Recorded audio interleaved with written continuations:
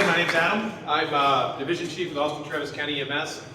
We are a kind of a rookie drone program. We just got started about 6 months ago, but we've grown quite a bit in the last 6 months.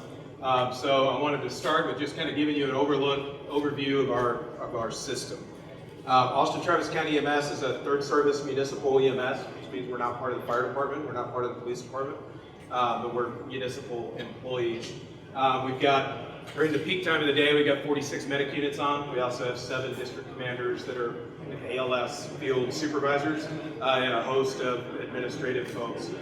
Inside our system, we have an all-hazard special operations team. So 3 of our 46 ambulances are staffed by rescue paramedics who can do high-angle rescue, they do wilderness rescue, swift water, all that. We work really closely with the Austin Fire Department and with the other ESDs in our area. We have a tactical paramedic program with 14 guys that work hand in hand with APD and TCSO, serving with them on their SWAT call-outs. And we have a full-time special events division with 3 full-time paramedics, a commander, and 3 medics. Austin is known for its special events, right? So we have a lot of special event work that happens almost every weekend. We just did NASCAR last weekend, and so we've got a very busy special events area. We also have a dedicated comm center to dispatch the EMS calls, and they also are the air communication specialists for Travis County Starflight as well, so the manned aviation from Travis County. Last but not least is the emergency management division, and that's where our UAS program lives. So in addition to, we don't have full-time UAS. We have these, our pilots are, the core group is in the emergency management division. They are part of that field district commander response, but they have additional training in emergency management. I am lucky to get to serve alongside them, and both, so as a division chief, I'm over one of our field shifts, but I'm also over our special operations group, our tactical group, and our emergency management group in the drone program. So when we talk about Spartan UAS, Spartan is an acronym that our public information officers actually came up with. I didn't come up with it. For special projects, aerial reconnaissance, transport, aid, and navigation. Got it out with it. I have to look at the slide. That's a win for me. We started officially planning this probably 5 or 6 years ago, and we had trouble getting traction with the executive staff. We had trouble getting funding. We had trouble getting the program off the ground. I got involved with it over the summer of 2020, partly because of the work that was being done with the civil unrest and the UAS footage that was happening out there. We're all working in those command posts, and we're able to see what the drones actually bring us as far as real-time intel and where are people moving around. We're running EMS calls in the protest, but we're also running calls in very close proximity to them, and the ability to call and say, hey, TCSO or AFD or APD, we need a drone at 11th and Red River downtown because we've got a collision, and I just want to watch that scene to make sure we don't have protesters come into that scene and cause problems. That really helped us kind of grease the skids with our executive staff because they were able to see that working in the command post, see what the UAS real-time intelligence offered. So we started this in the summer of 2020. I officially got approval to start buying things and training people in July.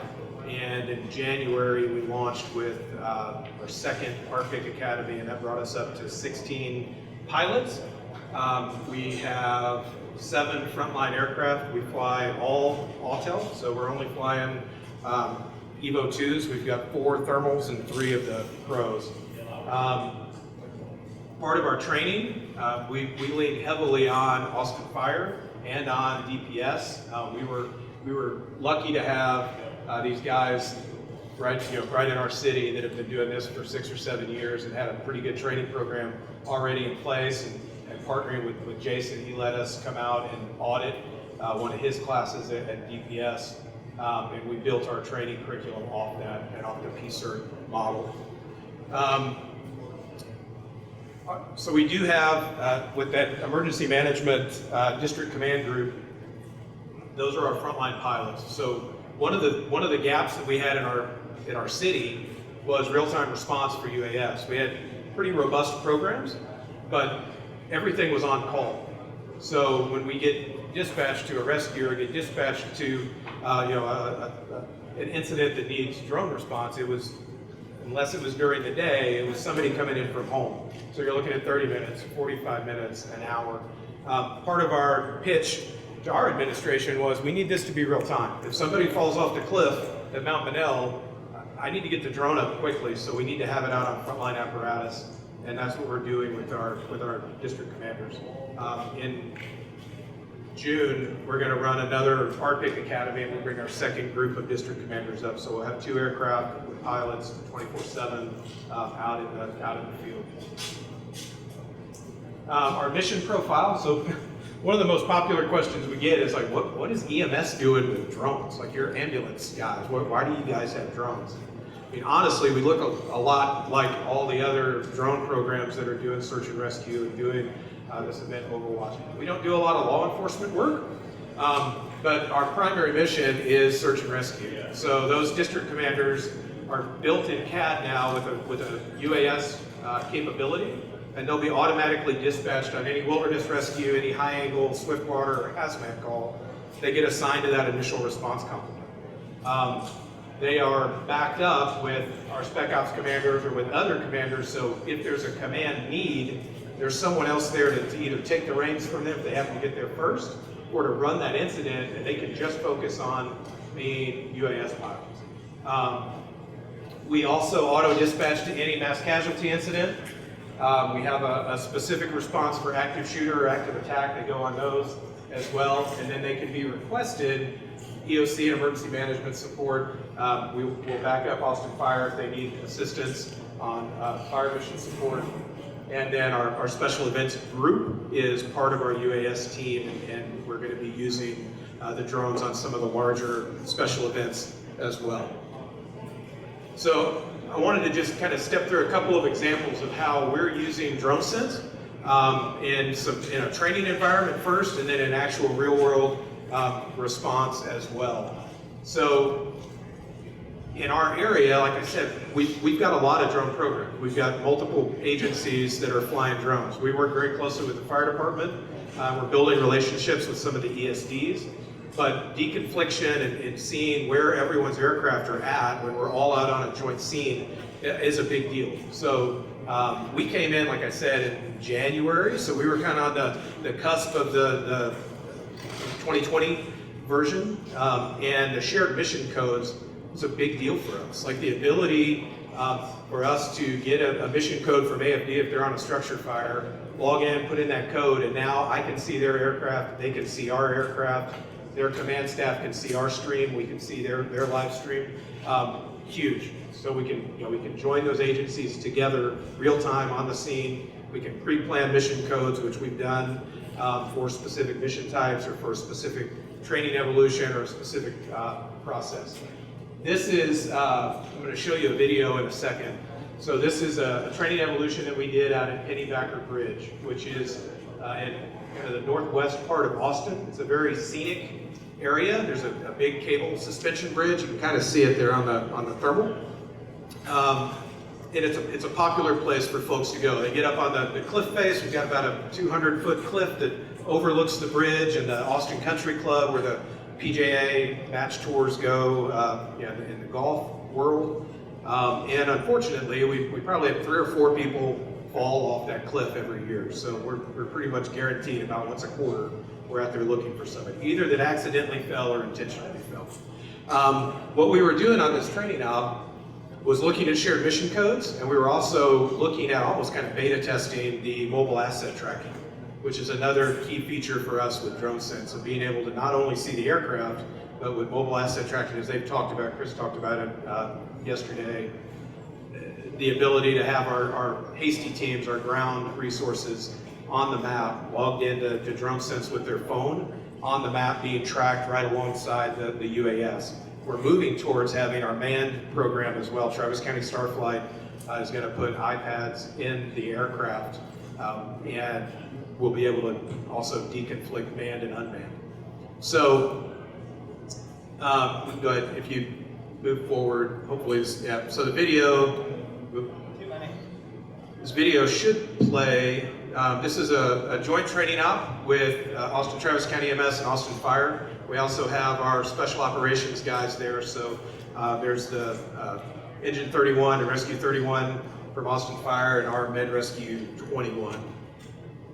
I think if you click in the screen, it should play. What we were trying to do on this op was let our ground guys see what mobile asset tracking looks like. What value do they get both from the incident commander and from the ground teams that are going in trying to find a victim, right? So we get the drone over top of them, and they can use the map on their phone to physically see where that drone is at and walk towards it. It's not too happy with it. Not going to play? No. Okay, that's fine. So on this, you can see there's Matt Mendez. He's a pilot for Austin Fire, and Thomas Rogers, who was one of the ground team. If the video was playing, it would show you as the ground team is walking down the trail, the drone is kind of orbiting around on top of them, and we'd be able to see the thermal. Sorry, the video's not playing. But it was a really successful op for us that demonstrated that mobile asset tracking worked. We got some valuable feedback from the incident command post. Things like they didn't necessarily need to see the live feed all the time, but they really liked the map. Like once we send guys down the trail, that hasty team's down the trail, we don't know where they're at. We're relying on them to talk on the radio. The ability to see where they're at, it gave them better situational awareness. And then once we find something, then that live stream becomes really important. If we're doing a rescue, we're going to put people over the edge of the cliff, or we've got a victim, then they want to see the live stream. Oh, there it goes. Is it playing? I shouldn't look at it. Yeah. When I look at it, it stops playing. I'm just going to look out here and we'll pretend. Anyway, that's what the video showed. So that was a training op for us out at Pennybacker. This next scenario is from COTA, which is the Circuit of the Americas, the Formula One racetrack in Austin, where we had a multi-county COVID drive-up vaccine site. So it was Travis County, Bastrop County, Caldwell County, I think Hayes County may have been involved as well. Huge operation. At the peak of this, they were running 4,000 to 6,000 shots a day through this site, and it was the only drive-up site at this time that we had in our region. So they had a lot of business. What we found was that the video is probably not going to play either, No. right? Nope. Okay. So what we found was because of the size of the event, they were spread out over about 1.5 miles, and they had traffic that was backing up that whole 1.5 miles and getting out into the roadway. So they asked us to come out and fly to give both the on-scene command post and the emergency operations center that situational awareness. So it wasn't a difficult flight, but it was valuable to them. And at one point we were flying 3 aircraft to watch an entry point where one line was, the exit point where folks were getting backed up, and we actually helped them change their operation to make it more efficient by giving them the bigger picture. So we did use some mission code sharing on this. We had Travis County Fire Marshals were out there. We were able to share mission codes with them. And we actually shared our mission with a bunch of people in the EOC structure and in the county government structure. We had Judge Brown, our county judge, was logged in watching the feed. And that speaks volumes towards support of the program and showing that this is what we're using it for. It increased our stakeholder group quite a bit being out there. One of the other things I wanted to show, you can kind of see the picture there of what it looked like from a static picture. But one of the other things that we used was this custom shared map layer. You'll go forward one. So another product that's embedded in DroneSense is the ability to create these custom map layers. Saw it a little bit with what APD was doing at the car show, at their car event. So we're able to go out and see exactly where are the buildings at, what's the traffic flow, and put all that on the map so that they can print it and put it in an IAP, and two, everyone that's looking at this is looking at a common operating picture. one of the things for us on the drone side, this is in Charlie Airspace. We're right off ABIA. We're actually, that kind of see the red line there is the glide path for whatever that is, 35 right. It's a 0-foot flight zone. So as part of our morning brief, every morning we would load this map up and call out, like, you don't want to go west of the property line, stay out of that area. Here's our highest obstacles. We've got a cell phone tower that's 215 feet AGL. We've got the Dakota tower that's 290 feet AGL. So it's putting that in front of folks. And it's with DroneSense, you can share this across agencies. Just like a mission code, I can hit a button and turn this into a shareable layer. So if we brought in someone else, Travis County Fire Marshals, we shared this map code with them. So now they're looking at the same icons and polygons that we had drawn. The last thing to show you is another shared mission code that we set up with Austin Fire. So we identified as part of the pennybacker training that where we had positioned our UAS team was right next to the command post. And that works great, like 60% of the time, every time, right? So that worked great. On some incidents, the pennybacker, it doesn't work well at all. Because of the topography, you start to lose visual line of sight and you get interference from the limestone cliff. Like it was terrible. As a result of that, we decided to go out and do some pre-planning. So Coit and Jason Burnside and me and one of the emergency management commanders that I worked with, we all went out and drove around and let's go look for good launch and recovery sites for the areas that we know we work rescue calls. The green belt. So for us, we've got this big expanse of green belt, the Barton Creek green belt. We run calls in there all the time. Like we're probably there twice a week, 3 times a week for somebody that got in there and twisted their ankle. So we went in and determined based on where they're at, what's their XY coordinate, where would be good places that we could launch. And we've got good view of the sky and then pretty decent access, and then we're not, right up next to somebody's house or gonna cause problems. So we loaded all these points into a shared map, and now Austin Fire and Austin EMS, we have the same map. It's editable. So if we find a new place, we can go in and edit it, put in a new place, and now everybody that's flying can see these same launch and recovery points.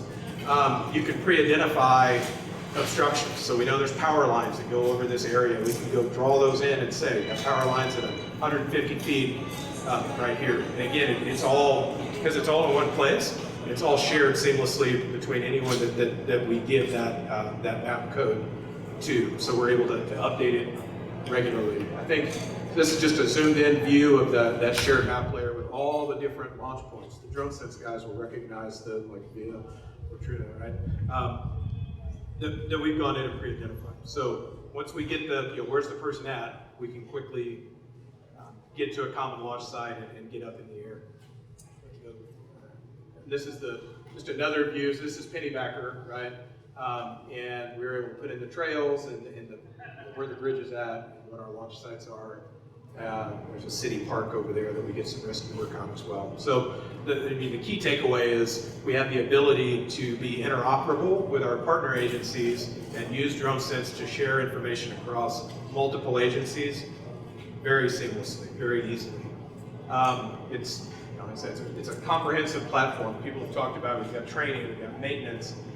Everything's in one place. So I don't have to have an Excel spreadsheet to keep track of who's gone to training and who hasn't. I can put it all into one place. It's all in one spot. It's easy to pull the information out of, create reports, and keep track of your maintenance and that video plays, of course.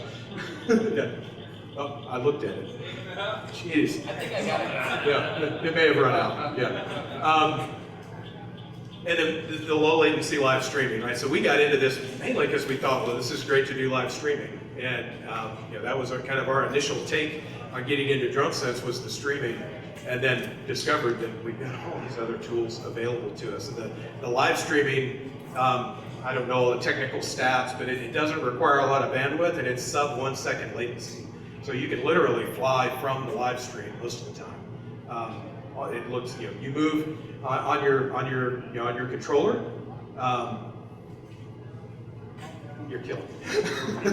When you move on your controller, the live stream is moving sub 1 second latency, so it's just amazing. And the last is the customer service, which from the sales guy getting us in, Joseph, thank you, to they've got weekly user group calls where you can sit with their vice president and the engineering team and they take your feedback real time, and we've literally given them feedback on a Friday, and the next Friday they've changed the product and they're, does this work right? Does this look good? How is this working for you? We had a connectivity issue out of Coda, and put in a help desk ticket, and I literally 15 minutes after the ticket was in, I'm getting called by Eric, who's the vice president of the engineering group, on the phone with, let's talk through it. Let's figure out how can we fix this, and got it fixed and turned it around. So the customer service, customer support is just outstanding. That's my last slide. So if you guys have any questions, I'll be happy to answer them.